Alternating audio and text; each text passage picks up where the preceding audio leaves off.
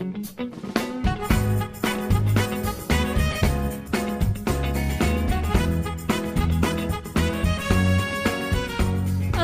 warahmatullahi wabarakatuh. Halo pemirsa, senang sekali saya Dia Astika bisa kembali menyapa Anda di Expose Lebih Dekat Lebih Santai. Nah pemirsa, Indonesia menuju pesta demokrasi di tahun 2024 nanti yang dilaksanakan secara serentak. Nah tapi sebelum itu tentu KPU sebagai penyelenggara tentunya perlu adanya persiapan-persiapan. Nah hari ini kita akan berbincang dengan anggota KPU tentang tahapan persiapan apa saja yang sudah dilakukan oleh KPU Kota Pekalongan dan seperti apa kira-kira persiapannya. Kita langsung saja sapa dulu pemirsa. Sudah hadir di tengah kita, halo Bapak, anggota KPU Divisi Sosialisasi dan Pendidikan Pemilih atau Sosdikli, Bapak Muhammad Bilal SHI. Selamat datang Bapak di Expose. Selamat datang Bu. Oke, Bapak langsung saja kita mulai perbincangannya nih Pak. Indonesia menuju pesta demokrasi pemilu 2024 yang nantinya dilaksanakan secara serentak ya Pak ya. Boleh diceritakan kira-kira sudah sampai mana sih tahapan di Kota Pekalongan sendiri Pak? Dan mungkin boleh dikasih tahu kepada pemirsa ada berapa saja tahapannya untuk menuju pemilu serentak 2024 nanti Pak? Oke, terima kasih Mbak ya. Jadi prinsipnya bahwa saat ini kita sudah masuk di tahapan pemilu ya sejak tanggal 14 Juni kemarin dengan di launching. Waktu itu kita mengundang ya dari stakeholder dari Forkompimda, dari unsur masyarakat, mitra kerja dan sebagainya. Harapannya adalah dengan launching tersebut masyarakat memahami bahwa kita sudah berada di tahapan pemilu tahun 2024 ya.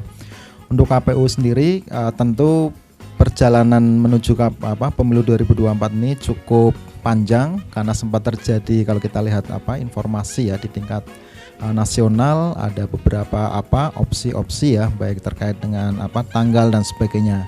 Tapi prinsipnya sesuai dengan rapat yang digelar oleh Komisi 2 dengan Kemendagri, Bawaslu, KPU ya.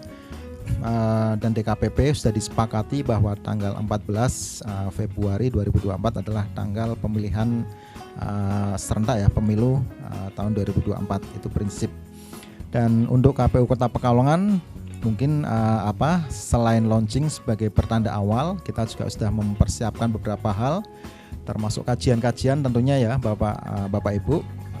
Kita melakukan kajian-kajian terhadap regulasi yang ada yang existing ya, karena biasanya peraturan KPU itu setiap kali dilaksanakan itu akan ada perubahan, tapi prinsipnya kita akan sudah mempelajari termasuk pengalaman-pengalaman yang sudah di pemilu sebelumnya, karena ini juga akan sangat kompleks ya. Secara prinsip kita tahu tidak ada perubahan ya, tidak ada revisi terhadap Undang-Undang 7 tahun 2017, maka polanya mungkin agak sama ya, teknisnya dan sebagainya agak sama mungkin, tapi secara detail tentu ada kajian-kajian terkait dengan pelaksanaan pemilu 2019 yang itu menjadi bahan evaluasi. Jadi untuk KPU Kota Pekalongan kita melakukan kajian-kajian terhadap regulasi. Kita juga sudah mulai masuk ke tahapan sosialisasi Bu ya, persiapan diantaranya termasuk nanti persiapan pendaftaran partai politik. Itu diantaranya. Oke, berarti Kota Pekalongan sendiri sudah sampai di tahap sudah bisa nih partai-partai politik buat mendaftar gitu ya untuk mendapatkan akses menjadi peserta pemilu begitu ya Pak ya? Secara prinsip pendaftaran peserta pemilu ini sentral ada di KPU RI, jadi semua ada di sana. Hanya mungkin nanti dalam salah satu fase tahapannya yaitu di verifikasi ya, itu nanti sampai masuk ke tingkat kabupaten kota. Tapi secara administrasi dan sebagainya pendaftaran itu sentral ada di KPU RI itu. Oke.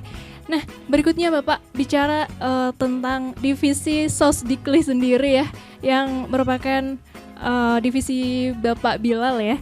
Ini boleh diceritakan Bapak tupoksi atau tugas pokok dan fungsi dari divisi Sosdikli ini apa Pak? Secara prinsip terkait dengan tahapan tentu sosialisasi ya. Jadi kita ada Sosdikli, sosialisasi kepada masyarakat. Itu yang pertama.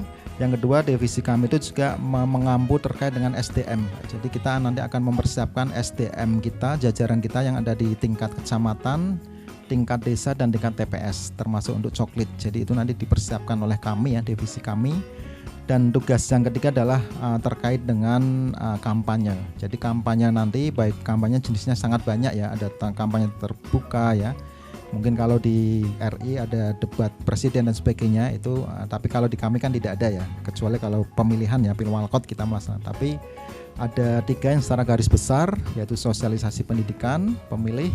Yang kedua tadi ada penyiapan SDM dari tingkat kecamatan, kelurahan sampai tingkat TPS, dan yang ketiga adalah terkait dengan kampanye pemilu ya.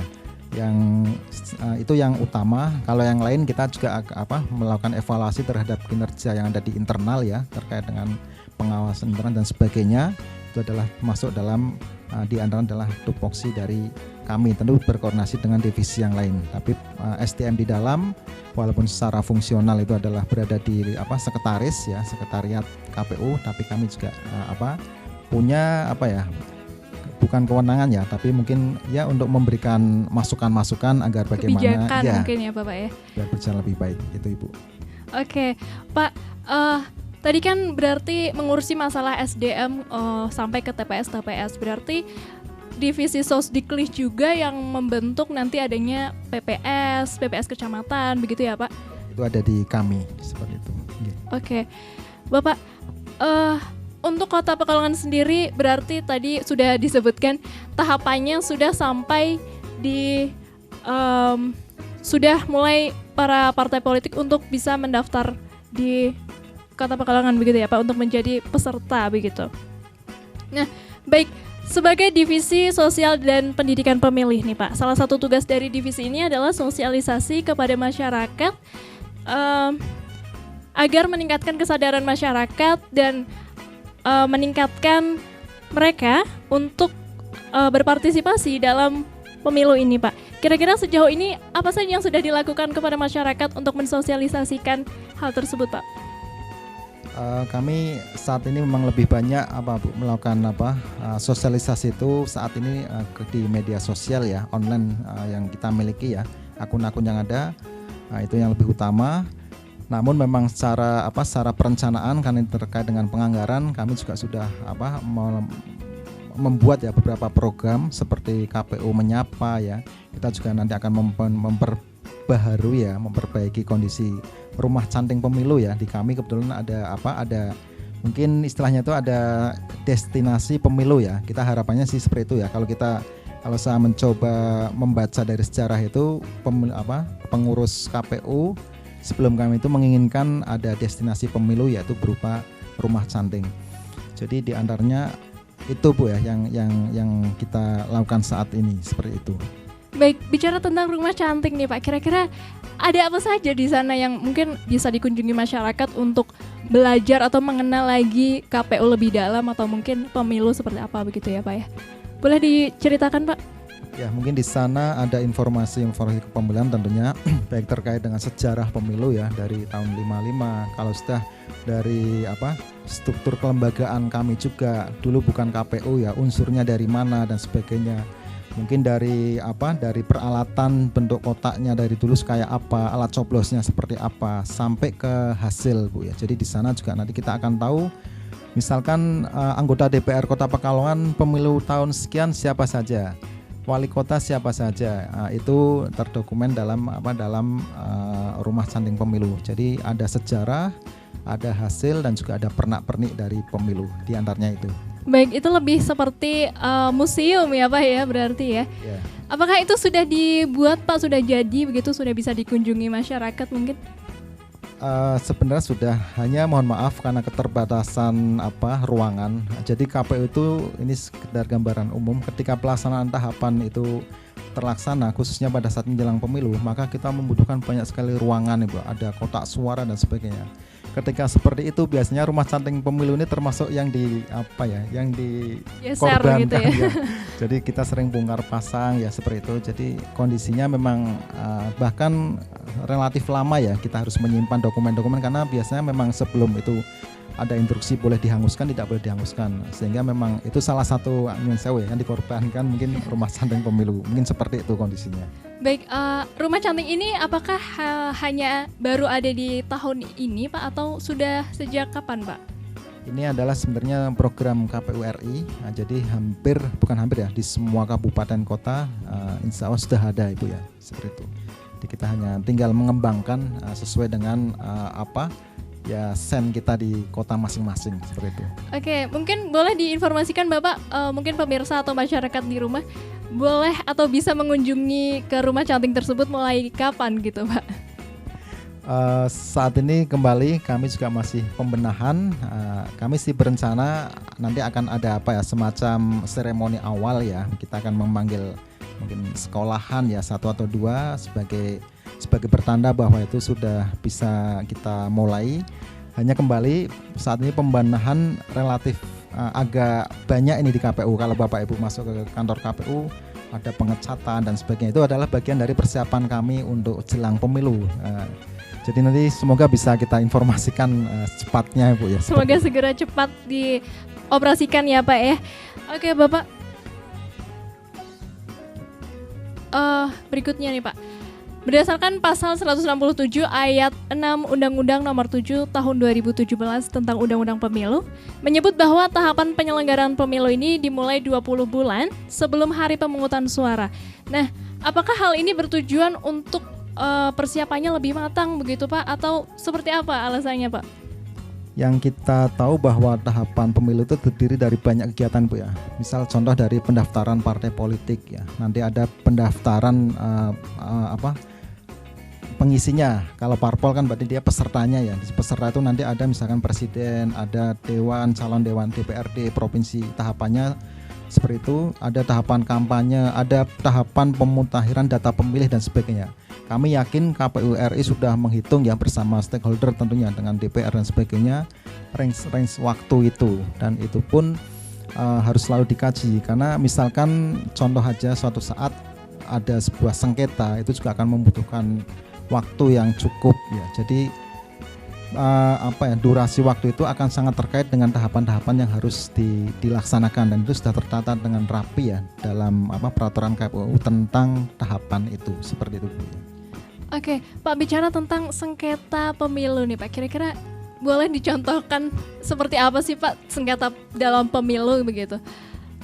Oke, sebenarnya ini ada di ranah Bawaslu Ibu ya. Jadi sengketa itu bisa antar peserta, bisa juga peserta dengan penyelenggara, seperti itu. Jadi ya contohnya misalkan yang kecil ada atribut yang berjejer, yang satu tidak terima dan sebagainya, itu kan salah satu contoh ya. Kalau yang di kami mungkin disengketakan misalkan ada calon yang misalkan calon legislatif misalkan dia lolos, ternyata ada yang mengatakan ijazahnya palsu, itu nanti bisa jadi sengketa bahwa SK KPU dianggap tidak sah. Mungkin itu contoh saja.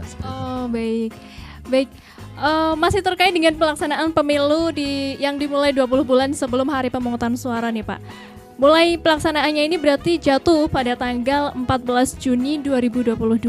Nah, setelah mengetahui ditetapkannya tanggal tersebut, kira-kira langkah pertama apa yang dilakukan oleh Pemilu Kota Pekalongan, Pak? Sebenarnya langkah itu sudah kita ambil sebelumnya Bu ya, karena memang kita harus mempersiapkan dari awal.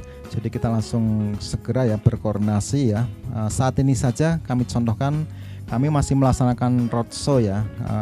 Setelah launching itu kita roadshow ke pemangku kepentingan ya, ke pemerintah, Forkompimda ya. Kalau sudah ke media, ke perguruan tinggi, itu adalah salah satunya tadi untuk dukungan, karena kami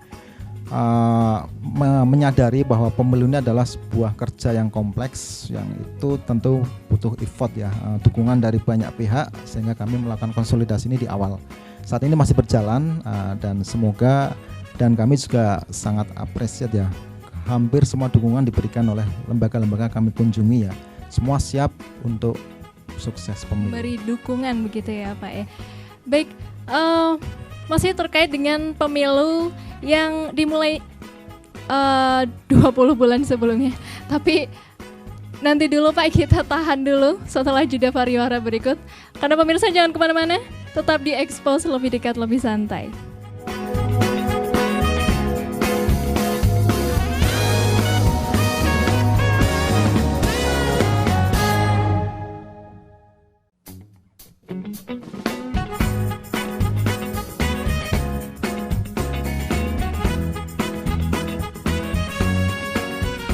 Oke pemirsa, kembali lagi di Expose Lebih Dekat Lebih Santai. Kita masih akan melanjutkan perbincangan kita tentang tahapan pemilu bersama KPU.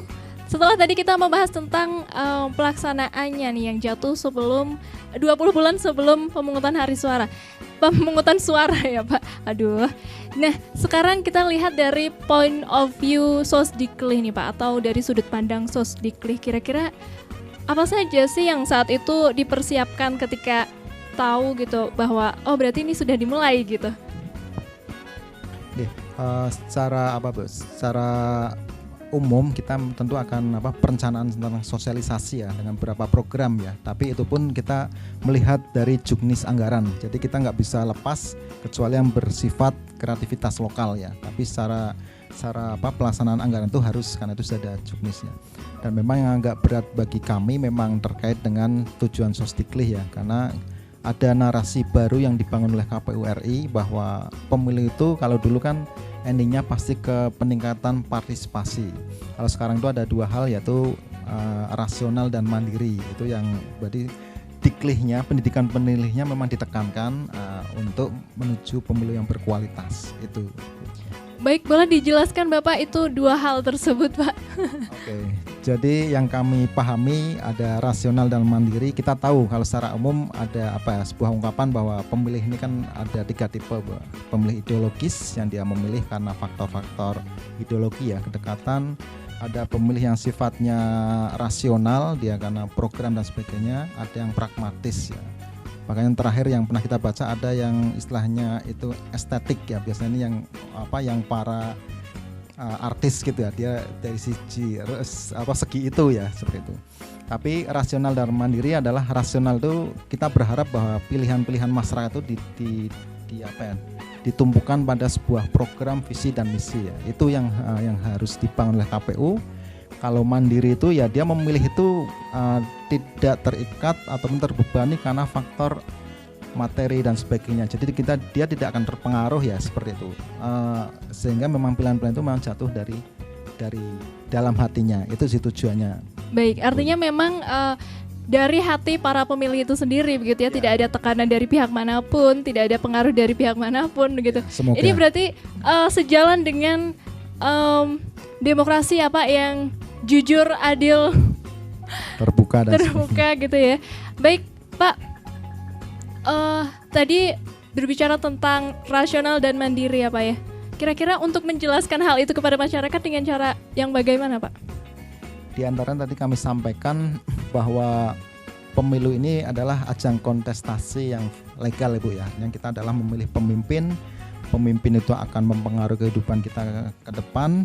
Pemimpin bukan persoalan 5 menit di TPS. Itu sangat naif ya, bahwa pemilu itu adalah sesuatu jangka panjang. Ini hanya sebuah awalan, sehingga ya itulah kita memberikan dorong ke masyarakat untuk memahami itu ya, seperti itu Diana. Baik, artinya memang para pemirsa di rumah ini harus benar-benar mengenal ya para calon pesertanya nanti gitu kira-kira. Nah, agar mengenal nih Pak, kira-kira apa yang bisa digali oleh masyarakat dari si para peserta pemilu tersebut Pak? Sebenarnya kalau kita bicara itu ada di tahapan kampanye Ibu ya. Kampanye itu ada banyak hal yang bisa digali oleh masyarakat ya, baik dari KPU-nya sendiri ataupun dari peserta, karena di sana semua bekerja ya. Artinya peserta akan bekerja, dia akan melakukan promosi ya, mempromot dirinya dengan berbagai tindakan yang sesuai dengan peraturan KPU. KPU pun akan mensosialisasikan khususnya terhadap visi, misi dan program ya, sehingga itu dipahami masyarakat.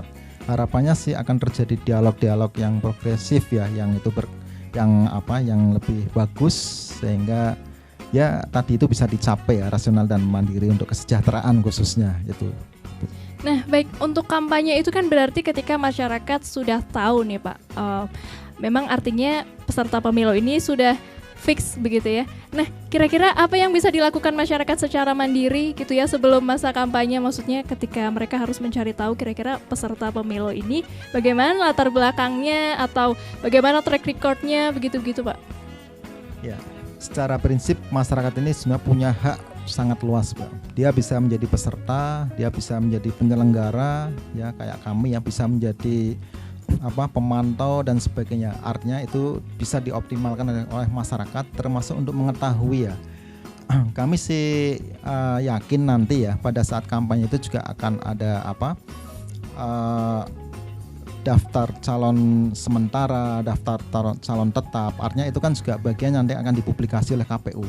Cermati siapa beliau, tadi track recordnya bagaimana dan sebagainya, itu adalah bagian. Karena nyun sewu, kadang sudah kita lakukan sosialisasi ya hanya lewat gitu ya. Harapannya sih sekarang cermati ya, dan pahami siapa mereka untuk perubahan Kota Pekalongan khususnya dan Indonesia pada umumnya itu. Cermati, kenali calonnya begitu ya Pak ya. Siapa tahu nanti jadi sayang gitu ya. Oke Pak, Pesta Demokrasi yang akan diselenggarakan di tahun 2024 nanti ini akan menjadi pemilihan pertama terbesar di Indonesia karena sebelumnya pemilu dan pilkada belum pernah dilakukan secara serentak bersamaan di tahun yang sama gitu Pak. Kira-kira sebetulnya apa sih Pak tujuan dari pelaksanaan yang dilaksanakan secara berbarengan di tahun yang sama ini Pak? Oke, tujuan ini sebenarnya terkait dengan peraturan Bu ya. Jadi untuk pelaksanaan baik pemilu ya ataupun pemilihan ya, kita mengkategorikan itu. Kalau pemilu itu untuk pemilu, kalau pemilihan itu terkait dengan pemerintah daerah, gubernur dan jadi memang ini terkait dengan undang-undang. Kita tahu bahwa untuk pemilu Undang-Undang Nomor 7 Tahun 2017 tidak ada revisi. Artinya ya bahwa pemilu itu tetap dilaksanakan sesuai dengan Undang-Undang Dasar ya 5 tahun sekali, itu clear ya. Kalau untuk yang pemilihannya, pilkadanya baik gubernur ataupun wali kota, khususnya kalau kita ya, kan ada kabupaten, itu tercantum dalam Undang-Undang Nomor 10 Tahun 2016 terkait dengan pemilihan. Di sana memang sudah disebutkan bahwa pemilihan itu akan dilaksanakan pada bulan November 2024. Jadi itu sebenarnya bukan masalah tujuannya apa, tapi memang karena tidak ada revisi undang-undang, maka ya KPU merujuknya ke undang-undang yang berlaku, kecuali memang ada revisi ataupun terkait dengan undang-undang. Jadi itu Bu ya. Baik, memang berarti bukan sebuah konsep yang secara sengaja dilaksanakan di tahun yang sama gitu ya Pak ya. Nah, kalau dari divisi Sosdikli sendiri melihat fenomena ini bagaimana Pak? Ya, memang ada baiknya ketika ini serentak maka kita akan fokus di tahun itu Ibu ya. Jadi kita tidak terpecah-pecah, artinya konsentrasi masyarakat akan menjadi satu dalam satu tahun itu. Setelah itu kita akan lebih banyak bicara masalah kemajuan ya, tentang program dan sebagainya. Tapi kalau misalkan masih terpecah-pecah, biasanya setelah pemilu jelang 2 tahun atau tahun setengah ada pilkada, konsentrasinya lagi-lagi ke masalah pemilu itu. Artinya secara energi mungkin ini efektif ya untuk masyarakat untuk bicara masalah perbaikan dan kemajuan. Itu sih bagi kami Ibu ya, seperti itu. Oke, dalam artian masyarakat ini masih mood gitu ya, dalam mood memilih gitu ya Pak ya. Oke Pak, untuk mengatasi hal-hal yang tidak diinginkan, kira-kira KPU memiliki siasat apa saja dalam pelaksanaan pemilu dan pilkada yang dilakukan secara serentak ini Pak? Tentu kami ya, khususnya KPU bekerja dengan regulasi Bu. Apapun yang ada regulasi itu harus kami laksanakan ya.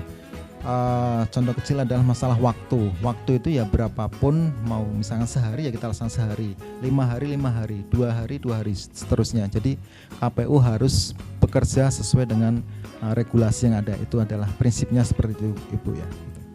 Oke, artinya memang ada capaian dan target begitu ya Pak ya. Baik, pemilihan umum ini kan dilaksanakan serentak di tanggal 14 Februari 2024 yang meliputi pemilihan DPR, Presiden dan Wakil Presiden, DPD dan juga DPRD. Nanti bagaimana kira-kira mekanisme pelaksanaannya Pak? Tadi kami sampaikan memang tidak ada revisi ya terkait dengan Undang-Undang Pemilu nomor 17, sehingga memang secara teknis agak sama, mungkin sama Bu ya, hanya mungkin secara pelaksanaannya ada mungkin ada evaluasi. Jadi nanti tetap akan memilih ya 5, ada Presiden dan Wakil Presiden, ada DPR RI, ada DPD, ada DPRD provinsi dan DPRD kota atau kabupaten. Itu secara detailnya seperti itu. Walaupun mungkin beberapa waktu lalu sempat ada simulasi ya, ada simulasi, ada informasi tentang rencana penyederhanaan surat suara dan sebagainya, itu kan sudah sempat kita saksikan ya di beberapa momen lalu. Tapi karena memang undang-undangnya itu tidak berubah, ya jadi tetap kembali ke ke Undang-Undang 7 itu. Kecuali memang tadi ada perubahan, maka prinsipnya karena tidak ada perubahan ya relatif sama ya, atau sama dengan 2019 dengan memilih 5 surat suara itu. Oke, baik. Untuk pemilihan pilkada Pak, dilaksanakan secara terpisah yakni tanggal 27 November 2024. Meliputi pemilihan gubernur, wakil gubernur, bupati dan wakil bupati, serta wali kota dan wakil wali kota. Nah, apakah persiapan yang dilakukan dalam pelaksanaan pilkada ini juga sama dengan persiapan pemilu, Pak? Secara teknis agak berbeda Bu ya. Kalau pemilu itu kan domainnya ada di KPU RI. Kalau pilkada, pilgub ada di KPU provinsi, dan untuk yang pemilihan wali kota ya di kita ya itu ada di KPU kota. Kami sendiri secara teknis untuk pelaksanaan pilkada 2024 kita bersyukur kita sudah menyusun anggaran khususnya karena ini kan terkait dengan perencanaan dengan Kota Pekalongan, sehingga kita sudah bertemu dengan wali kota ya, sekda dan sebagainya sebagai perencanaan dengan DPRD. Usulan kita terkait khususnya ya baik terkait dengan anggaran ataupun program. Jadi secara teknis ada perbedaan. Kalau yang Pilwalkot memang domain kami, tapi untuk KPU RI kita sebagai eksekusi dari program KPU RI. Itu Bu ya. Baik, artinya memang sebagai pelaksana saja begitu ya. Oke Pak, dari panitia pemungutan suara nih Pak, PPS, ini tentu menjadi satu pihak pendorong gitu ya yang penting dalam suksesnya pelaksanaan pemilu. Dan untuk pembentukan PPS sendiri itu kira-kira dimulai kapan dan bagaimana Pak? Beberapa waktu yang lalu kita sudah ada peraturan KPU nomor 3 Bu ya, terkait dengan tahapan dan jadwal. Hanya memang di PKPU itu belum menyebut secara detail ya. Dia hanya masih bicara program-program umum ya, kayak misalkan pendaftaran peserta pemilu dan sebagainya sampai kampanye dan jadi secara detail kami belum bisa menyampaikan itu, tapi sih kami masih meyakini itu ya setidaknya sebelum tahun 2023 itu mungkin sudah mulai proses itu Bu ya, seperti itu. Oke, sebelum tahun 2023 ya Pak. Nah, masih bicara tentang PPS nih Pak. PPS kecamatan itu adalah yang nantinya membentuk kelompok penyelenggara pemungutan suara atau KPPS di tempat pemungutan suara ya Pak. Nah, untuk pembentukan KPPS itu bagaimana Pak prosesnya? Oke, mungkin sebelum masuk itu saya sedikit meluruskan PPS di tingkat kelurahan Bu ya. Itu. Oh baik.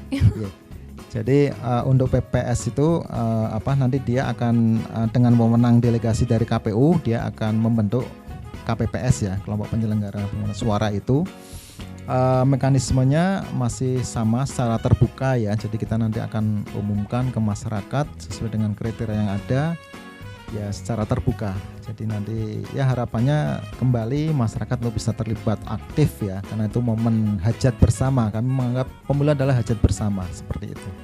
Nah, apakah ada kemungkinan menggunakan tenaga PPS di pemilu yang sebelumnya Pak? Prinsipnya kita harus melaksanakan secara terbuka Bu ya. Jadi siapapun entah itu yang lama atau yang baru kalau memang dia, karena kan nanti kan ada seleksinya Bu ya, mungkin seleksi administrasi ya, wawancara dan sebagainya. Kalau memang dia masih memenuhi kriteria dan dianggap mungkin punya kinerja yang baik, tapi prinsipnya ya kami menghimbau kepada masyarakat secara luas untuk ya ayo kita bersama-sama. Karena nanti mekanismenya itu akan terbuka, tidak tertutup ya. Jadi kita akan terbuka, itu juga diawasi ya. Apapun yang dilakukan oleh KPU, bahkan setiap sore misalkan kita contohkan, ketika kita membuka sebuah pendaftaran, itu setiap sore banyak lembaga yang ke kami Bu, dari Polres, Kodim, dari Bawaslu, dari media. Berapa sih yang hari ini yang itu hampir setiap sore kita update bersama. Artinya mereka memantau. Jadi itu sangat terbuka prosesnya. Itu. Baik, itu artinya pemantauan sudah dilakukan mulai sekarang bahkan ya Pak ya? Otomatis Bawaslu sudah bekerja sejak tahapan itu, seperti itu. Oke Pak, sekarang kita beralih ke pemutakhiran data pemilih Pak. Kira-kira bagaimana proses verifikasi data atau daftar pemilih? Karena saya baca bahwa pihak KPU itu perlu mengambil data yang disediakan oleh pemerintah berupa daftar penduduk potensial pemilih pemilihan atau DP4. Boleh dijelaskan bagaimana alurnya Tapi tahan dulu Pak jawabannya, karena kita akan kembali setelah jeda pariwara berikut. Jadi jangan kemana-mana, tetap di Expose, lebih dekat, lebih santai.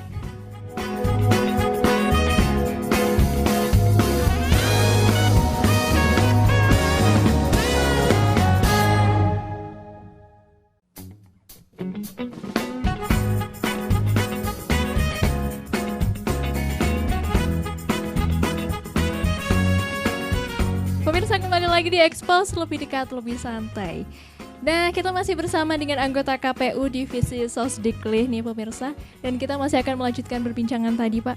Tadi saya sudah sedikit membahas mengenai pemutakhiran data yang tentang proses verifikasi daftar pemilih begitu Pak. Boleh dijelaskan Pak? Oke, terima kasih Bu ya. Jadi prinsipnya memang data ini menjadi bagian penting ya, karena itu terkait dengan hak masyarakat untuk memilih.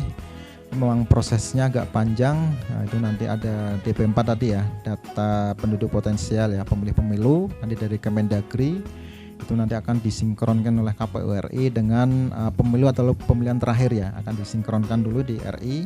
Kalau sudah selesai maka akan diturunkan ke KPU provinsi, dari KPU provinsi baru ke kita, ke KPU kota kabupaten.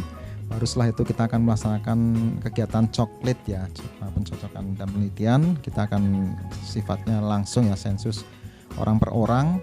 Nah, kita akan masuk dan memastikan ya, setelah itu baru akan muncul daftar pemilih sementara sampai nanti akan dipublikasikan lagi ke masyarakat, baru setelah itu menjadi daftar pemilih tetap. Jadi prosesnya seperti itu Bu ya. Nanti juga akan ada uji publik ya, nanti akan dilakukan oleh divisi Mutarleh ya, karena di kami ada divisi khusus terkait dengan data ini. Nanti prosesnya juga panjang itu Bu. Baik, kira-kira untuk sensus sendiri Pak ke masyarakat gitu tuh dimulai kapan Pak?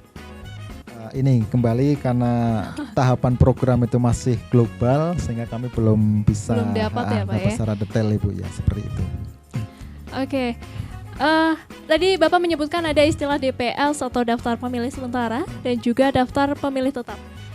Seperti apa Pak kualifikasinya? Penduduk itu dinyatakan sebagai DPS dan juga DPT begitu Pak? Sebenarnya ini sih hanya terkait dengan tahapan Bu ya. Jadi memang sebelum menuju tetap kan sementara dulu. Harapannya dengan sementara ini kan ada masukan-masukan dari masyarakat ya. Yang itu nanti kita akan publikasikan baik lewat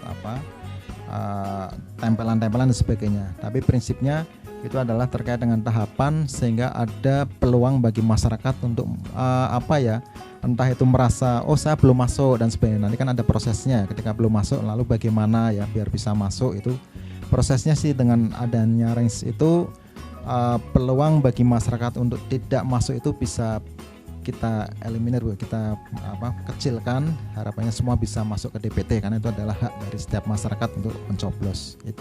Baik, berarti memang ada kemungkinan yang DPS ini nggak jadi DPT begitu Pak? Artinya gini, misalkan dalam DPS diumumkan ternyata misalkan ada seseorang ataupun anak ya, atau orang dari pindahan dari luar sudah berKTP Pekalongan belum masuk, atau pemilih pemula ya baru lulus mau masuk sudah masuk ke 17 tapi belum masuk.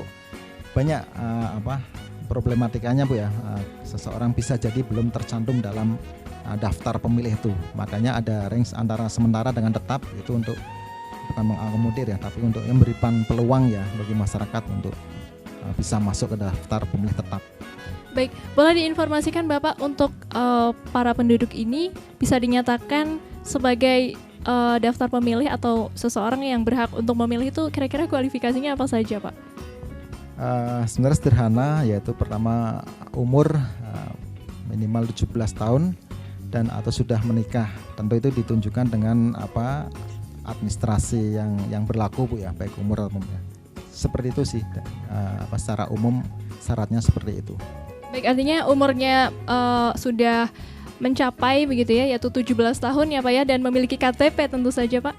Dan seseorang yang mungkin sudah dinyatakan status perkawinannya ada begitu ya, dan dinyatakan dengan surat-surat yang memperlihatkan itu begitu. Nah, kita beralih ke bahasan seputar peserta pemilu nih Pak. Untuk pelaksanaan di tahun 2024 nanti, apakah sudah diketahui Pak kira-kira berapa jumlah partai politik di yang diberi akses mendaftar pemilu di Kota Pekalongan, Pak? Kami mengikuti rilis dari baik dari dari Kumham ya, bahwa saat ini ada 76 partai politik yang terdaftar di sana. Tentu ini partai politik baik dari periode sebelumnya Bu ya, karena kan semua prinsipnya sudah terdaftar. Kalau masalah peserta pemilu kita harus membedakan karena berbeda jauh antara partai politik dengan peserta pemilu. Kalau partai politik itu adalah domainnya ada di Kumham, kalau peserta pemilu ada di KPU. Sehingga setiap partai politik yang sudah mendaftar untuk menjadi peserta harus mendaftar ke KPU RI seperti itu. Dan sampai kemarin saya masih melihat update dari provinsi itu ada 32 parpol yang sudah meminta akses ke KPU RI, 32 partai, dan ada 6 yang tingkat lokal yang ada di Aceh ya seperti itu. Kalau di Pekalongan kami komunikasi terakhir dengan Kesbangpol, ada 3 partai baru yang sudah bahasanya entah itu audensi atau menyerahkan kepengurusan ke Kesbangpol. Di Pekalongan ada 3 yang baru itu Bu. Oke, berarti totalnya ada berapa Pak kalau di Pekalongan? Pekalongan kalau partai yang lama kan ada 9. Kalau yang baru sudah mendaftar, ini mendaftarnya di Kesbangpol Bu ya, bukan di KPU ya. Itu yang kami dapat informasi ada 3 parpol yang sudah memberikan kepengurusannya ke Kesbangpol Kota Pekalongan itu. Baik, berarti 9 partai lama dan 3 partai baru begitu ya Pak ya? Sementara ini, berarti ada kemungkinan untuk bertambah lagi Pak mungkin nanti? Ya, tentu itu akan tergantung dari RI Bu ya. Kita melihat tadi ada 32 parpol yang sudah meminta akses sipol di KPU RI. Kalau memang mereka semua bergerak ya berarti bisa jadi nanti Pekalongan juga akan ada 32. Itu kalau tidak bertambah Bu ya, karena tadi kami sampaikan Kumham itu ada 76 partai ya, bisa jadi masih bertambah ya, setiap hari bisa bertambah. Apalagi waktunya memang masih cukup panjang ya Pak ya. Oke Pak, setelah ditetapkan sebagai daftar peserta pemilu ya, KPU memberikan masa kampanye kepada para peserta pemilu. Nah, berapa lama masa kampanye yang diberikan kepada para peserta pemilu ini Pak? Ya, memang untuk kampanye sendiri sudah ada rankingnya Bu ya, di tahapannya kemarin, yaitu nanti pada tanggal masa kampanye itu dari 28 November sampai 10 Februari, ini sekitar 75 hari ya. Yang itu memang berbeda dari pemilu sebelumnya ya, yang kami dengar sampai 7 bulan itu.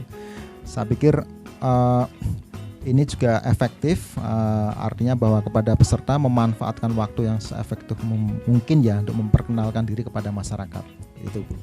Nah, bicara tentang perbedaan ya Pak antara masa kampanye pemilu sebelumnya yang sampai lama banget 7 bulan itu bisa jadi 75 hari itu kenapa ya Pak? Boleh diberitahu mungkin? Ya, sebenarnya ini kan pembicaraan ada di RI Bu ya, mungkin antara partai politik dan sebagainya. Tapi kami tidak bisa mengambil apa itu artinya, tapi yang jelas bahwa itu secara mekanisme dan sebagainya dianggap mungkin yang pas ya untuk saat ini, entah itu terkait dengan pandemi dan sebagainya mungkin ya, tapi pembahasannya ada di RI seperti itu. Baik, Pak, bicara tentang masa kampanye yang tadi dikatakan 75 hari. Nah, dalam pelaksanaannya pasti ada fenomena peserta pemilu yang curi start atau memulai kampanye bahkan sebelum masa kampanye dimulai. Apakah sebetulnya hal ini diperbolehkan Pak oleh KPU? Dan bagaimana KPU menanggapi hal ini? Kita bicara terkait dengan peraturan yang lama Bu ya, karena ini yang baru belum muncul. Memang kampanye itu bisa dilakukan 3 hari setelah penetapan. Jadi itu artinya apa? Bahwa setelah ditetapkan misalkan tanggal 1, maka nanti tanggal 4 baru boleh kampanye. Artinya kalau dia melaksanakan kampanye di tanggal 2, 3 atau 4 ya, itu dia masih dianggap kampanye di luar jadwal, dan itu memang ada konsekuensinya, bisa masuk ke ranah pidana seperti itu ya. Gitu. Wow, bisa masuk ke ranah pidana ya Pak. Berarti ini termasuk melakukan suatu pelanggaran Pak mungkin? Ya, itu pelanggaran seperti itu. Baik, apakah itu masuk ke dalam pelanggaran kode etik dalam pemilu Pak, atau bahkan pelanggaran tindak pidana itu sendiri Pak? Sebenarnya secara detail ini ada di Bawaslu Bu ya. Tapi prinsipnya kalau kode etik itu mencakup dengan penyelenggara. Jadi misalkan kami KPU atau mungkin Bawaslu atau dari KPPS atau PPK ya, dari kami yang dianggap itu menyalahi aturan, karena kan kami punya kode etik Bu ya, harus jujur, terbuka ya, imparsial dan sebagainya, tidak memihak dan sebagainya.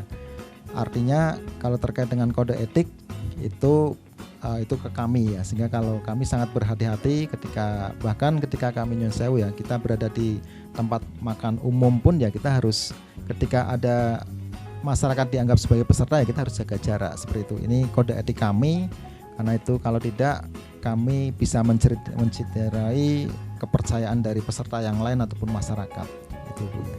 Baik, memang artinya KPU ini memiliki integritas yang tinggi ya pemirsa ya.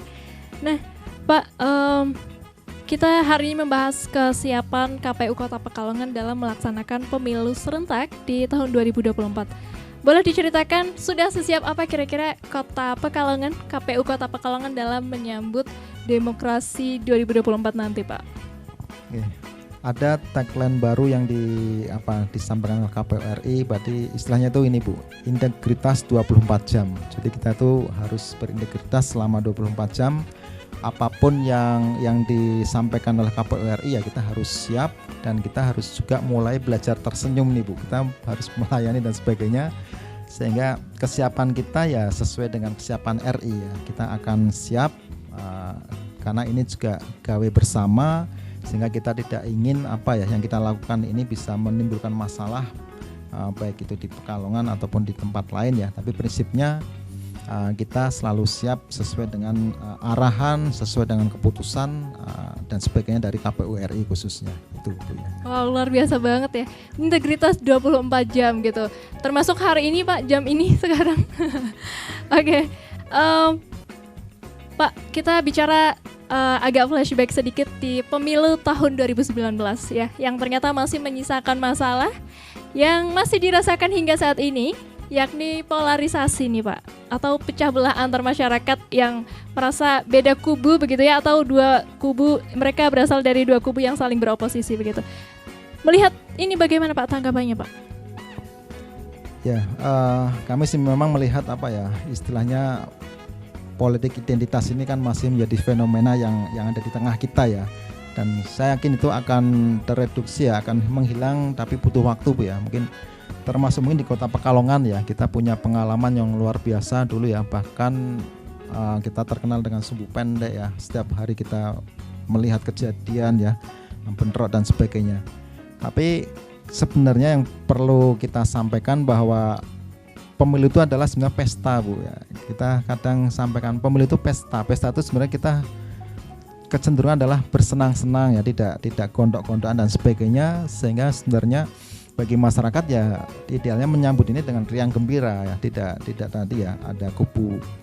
Artinya ya sudah ketika selesai karena adalah tujuan utama adalah untuk memilih, dan yang paling prinsip juga karena ini kontestasi dalam istilah orang Ibu ya, mengikuti sebuah event itu ya harus siap menang dan siap kalah, jangan hanya siap menang kepada siapapun ya, baik itu tokoh lokal dan sebagainya itu Bu.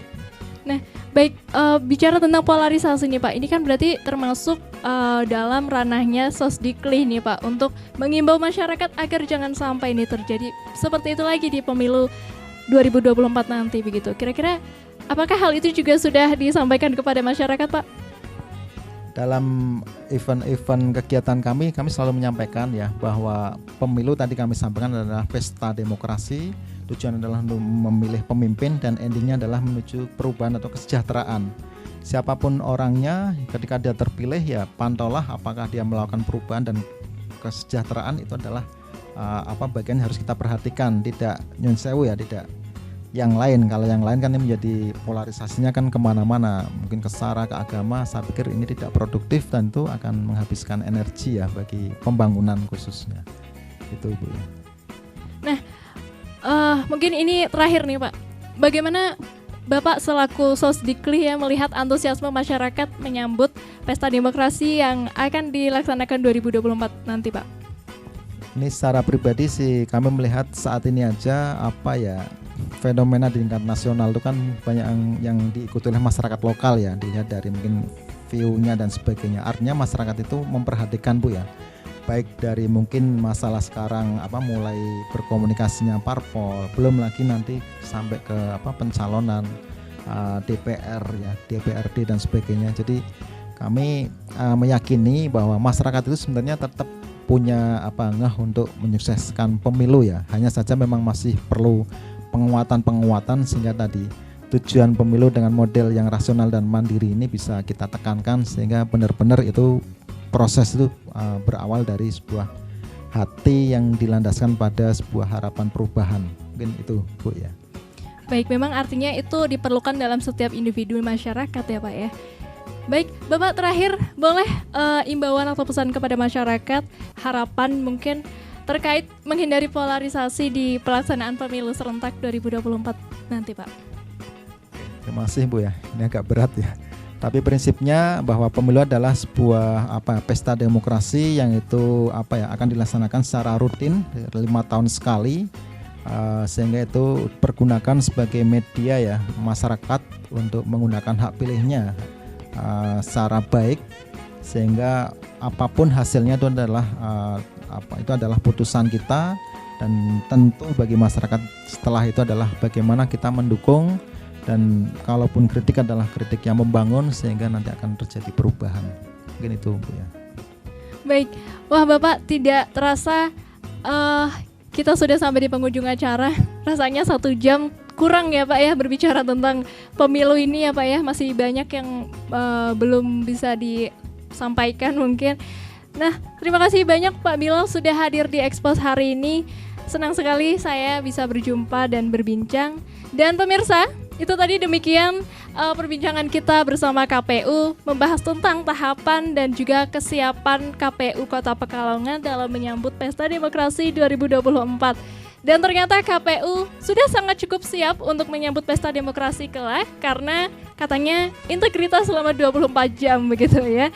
Baik, demikian perbincangan kita dan perjumpaan kita di Expose hari ini. Jalan-jalan ke kantor pos, pulangnya beli gas ke Linggo Asri. Terima kasih sudah menonton Expose. Saya Diah Astika dan kru yang bertugas pamit undur diri. Wassalamualaikum warahmatullahi wabarakatuh.